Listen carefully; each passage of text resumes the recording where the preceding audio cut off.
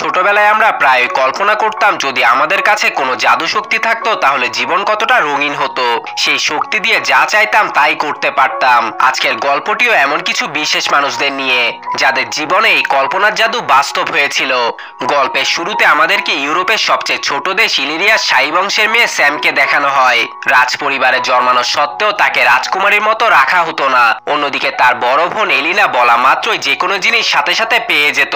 স্যামের বাবা একটি প্লেন দুর্ঘটনায় তার ভাইয়ের সাথে মারা যায়। তার মৃত্যুর পর স্যামের মা ক্যাথরিন দেশ প্রধানের দায়িত্ব নেন।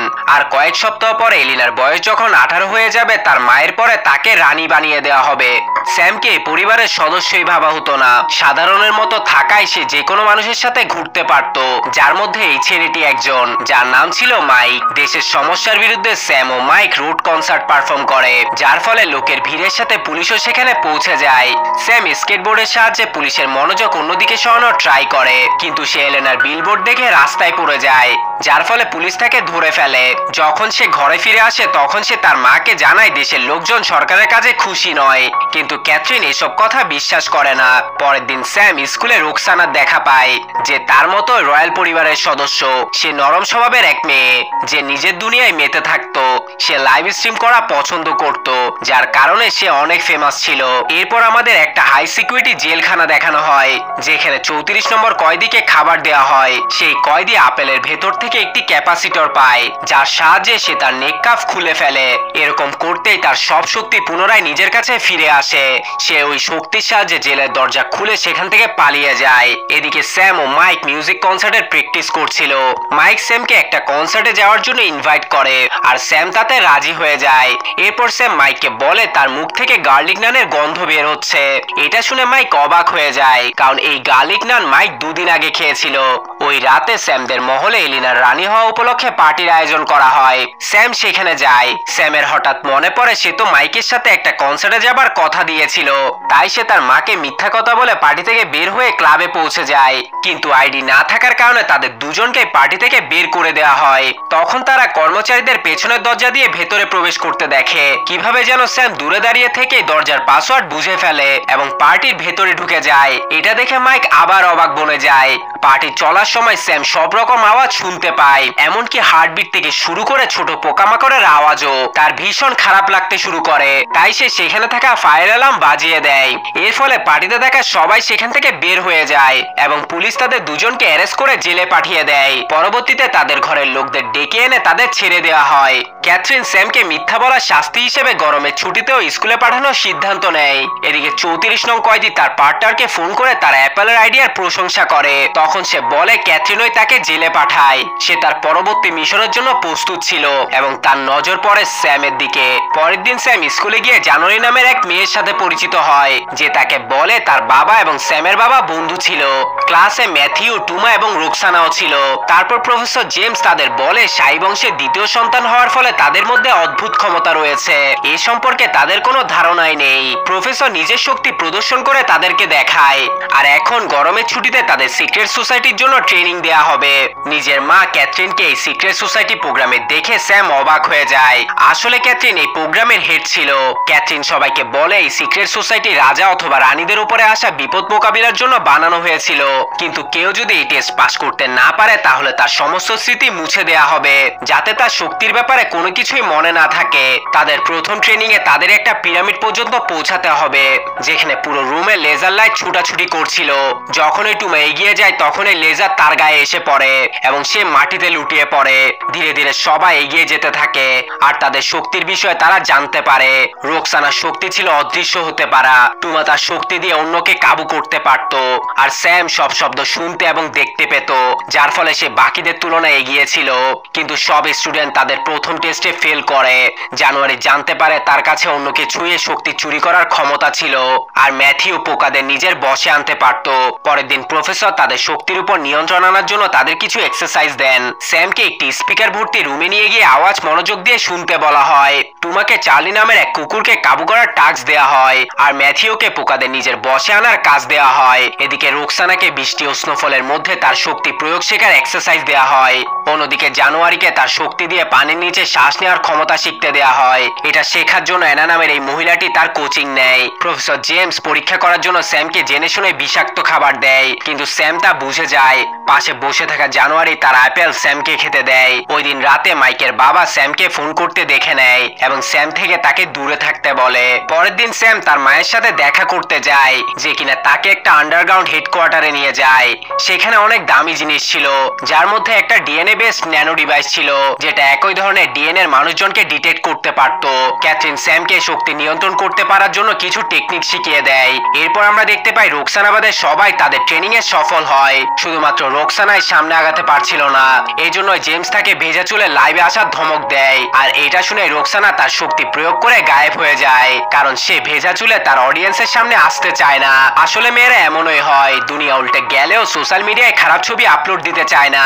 এখন সব স্টুডেন্ট তাদের শক্তিকে কন্ট্রোল করা পুরোপুরি শিখে যায়। এটা দেখে প্রফেসর জেমস খুবই খুশি ছিল। রাতে মাইকের সাথে স্যামের কনসার্টে যাওয়ার কথা ছিল, কিন্তু জেমস তাদের সবাইকে মাঝরাতে উঠিয়ে একটি সিক্রেট মিশনে নিয়ে যায়। মিশনটি ছিল দামি কিছু রত্নকে চুরি হওয়া থেকে বাঁচানো। এয়ারপোর্টে পৌঁছে স্যাম তার শক্তির সাহায্যে চোরের অবস্থান শনাক্ত করে। সবাই তাকে ফলো করে চোরের কাছে পৌঁছায়, কিন্তু আসলে স্যাম যাকে শনাক্ত করে সে চোর ছিল না, বরং জানুয়ারির কোচ ছিল। এই সুযোগে জেমস রত্নটিকে গায়েব করে ফেলে। এটা শুধুমাত্র তাদের মনোযোগ অন্যদিকে নিয়ে যাওয়ার জন্য করা হয়েছিল, অর্থাৎ সবাই তাদের দ্বিতীয় মিশনেও ফেল হয়ে যায়। এটা দেখে জেমস খুবই রেগে যায়, তাই সে পরের দিনের ক্লাস ক্যান্সেল করে দেয়। সে মাইকে কনসার্টে আসতে না পারার জন্য সরি বলে, কিন্তু সে আসল সত্যটা পুরোপুরি তাকে বলতে পারে না। এর ফলে মাইক চিন্তিত হয়ে পড়ে। পরের দিন ছুটি হওয়ার ফলে সবাই বাইরে যাওয়ার প্ল্যান করে। তারা বাইরে গিয়ে অনেক মজা করে। এতে জানুয়ারি এবং স্যামের মধ্যে ভালো বন্ধুত্ব হয়ে যায়। স্যাম জানুয়ারিকে নিজের ঘরে ইনভাইট করে। দুজনে লুকিয়ে স্যামের ঘরে ঢুকে পড়ে এবং স্যামের স্টুডিওতে যায়। স্যাম জানুয়ারিকে বলে যে তার বাবা তাকে এত ভালোবাসতো যে তার জন্য পুরো টাওয়ারকে স্টুডিওতে বদলে দেয়। এই সময় মাইক এসে দেখে স্যাম অনেক আনন্দ করছে। এতে সে রেগে গিয়ে সেখান থেকে চলে যায়। কিছু সময় পর কয়েদি নাম্বার 34 তাদের উপর হামলা করে দেয়। তাদের মধ্যে অনেক হাতাহাতি হয়। সেখান থেকে পালানোর আগে স্যামকে স্নোফিক্স বলে সেই কয়েদি ডেকে ওঠে। এটা শুনে স্যাম থ হয়ে যায়, কারণ কেবলমাত্র তার বাবাই তাকে স্নোফ্লিক্স বলে ডাকতো। জেমস সেখানে এসে সবাইকে শান্ত থাকতে বলে, কিন্তু স্যাম তার কথা না শুনে কয়েদি নং 34 পেছনে ছুটতে শুরু করে। স্যাম দৌড়াতে দৌড়াতে একটি গভীর জঙ্গলে পৌঁছে যায়, যেখানে সে তার শক্তি ব্যবহার করে সেই কয়েদিকে খুঁজে ফেলে। স্যামকে বাঁচানোর জন্য জেমস সেখানে এসে পড়ে। জেমস এবং সেই কয়েদির মধ্যে তুমুল মারামারি হয়। এক পর্যায়ে জেমস তার শক্তি দিয়ে কিছুই করতে পারছিল না, যার ফলে সে সেখানে গুরুতর আহত হয়ে যায়। এরপর সেই কয়েদি স্যামকে বলে সে তার চাচা এডমিন, কিন্তু স্যামকে পুরোটা বলার আগে জানুয়ারি সেখানে চলে আসে এবং চুরি করা শক্তির মাধ্যমে লোকটিকে জোরে সোরে একটি ধাক্কা দেয়। সে স্যাম এবং প্রফেসর জেমসকে সেখান থেকে নিয়ে যায়। প্রফেসর জেমসের অবস্থা এতটাই খারাপ ছিল যে তাকে হসপিটালে নিতে হয়। এরপর আমরা দেখতে পাই ক্যাথরিনকে হার মেনে তার মেয়েকে সব সত্যিটা বলতে হয়। ক্যাথরিন বলে অ্যাডমিনই রাজা হওয়ার জন্য তার বাবাকে মেরে ফেলেছিল। এই কারণে ক্যাথরিন তাকে হাই সিকিউরিটি জেলে বন্দি করে রাখে। স্যাম তার চাচার সাথে দেখা করার জন্য জেলে পৌঁছায়। তার চাচা তাকে বলে সে দেশের এই সমস্ত জাঁকজমক বন্ধ করতে চেয়েছিল, যাতে সব লোক সমানভাবে বাঁচতে পারে। প্রথমে তার মনে হয়েছিল তার ভাই রাজা হওয়ার পর দেশে বদল নিয়ে আসবে, কিন্তু অনেকদিন কেটে যাওয়ার পরও কোনো কিছুই বদলায়নি। এজন্য সে তাকে মেরে ফেলতে বাধ্য হয়। এরপর আমরা দেখতে পাই স্যাম তার বড় বোনের সাথে দেখা করে, যে তাকে বিশ্বাস করায় যে রানী হওয়ার পর সে এই দেশে বদল নিয়ে আসবে। স্যাম তার বোনকে বিশ্বাস করে এবং বাকিরাও এলেনার রাজ অভিষেকে সিকিউরিটি দেওয়ার জন্য রাজি হয়। সেদিনই স্যাম হসপিটালে গিয়ে জেমসের কাছে ক্ষমা চায় এবং জেমস তাকে ক্ষমা করে দেয়। দেখতে দেখতে রাজ অভিষেকের দিন চলে আসে। সব রাজকীয় বংশের লোকেরা সেখানে উপস্থিত হয়। সেদিন টুমা তার শক্তি ব্যবহার করতে পারছিল না, কারণ জানুয়ারি তার সমস্ত শক্তি চুরি করে নিয়েছিল। জানুয়ারি লুকিয়ে আন্ডারগ্রাউন্ড হেডকোয়ার্টারে পৌঁছে যায়। সে গার্ডদের নিজের শক্তির মাধ্যমে কাবু করে নেয় এবং এডমিনকে ছেড়ে দেওয়ার নির্দেশ দেয়।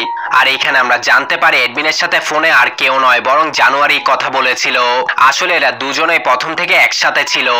এরপর জানুয়ারি আবার অনুষ্ঠানে যায় আর তার বন্ধুদের তাকে ফলো করতে বলে। এই বলে সে তাদের একটা সেলে বন্দি করে ফেলে। অন্যদিকে ম্যাথিউ চুপিসারে একটি মাছির সাহায্যে স্যামকে সব সত্যটা জানিয়ে দেয়। স্যাম তার শক্তি ব্যবহার করে এডমিনকে খুঁজে ফেলে এবং তাকে ফলো করতে শুরু করে। অন্যদিকে রানীর রাজ অভিষেক শুরুই হয়ে গিয়েছিল। অ্যাডমিন সেখানে পৌঁছে একটি ন্যানো ডিভাইস ফিট করে দেয়, যে ডিভাইস ওই সব লোকদের শেষ করে দেবে যাদের মধ্যে সাই বংশের রক্ত আছে।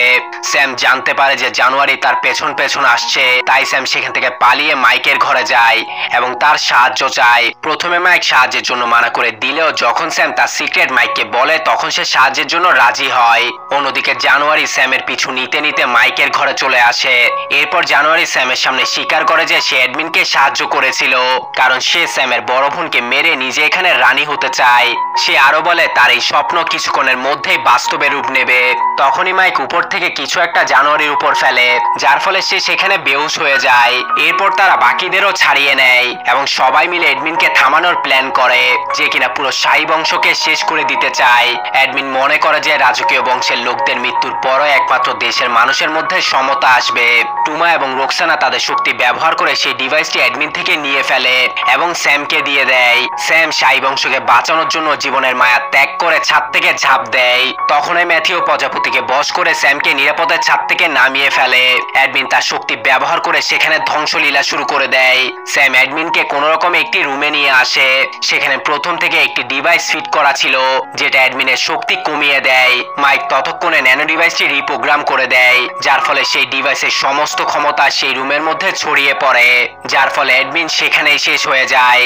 এদিকে কোনো সমস্যা ছাড়া এলেনার রাজাভিষেক সম্পন্ন হয়, আর এখন এলিনা এই দেশের নতুন রানী।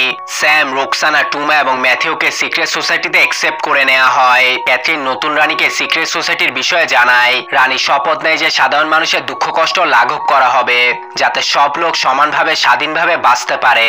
আর এরই সাথে এই মুভিটি এখানে সমাপ্ত হয়।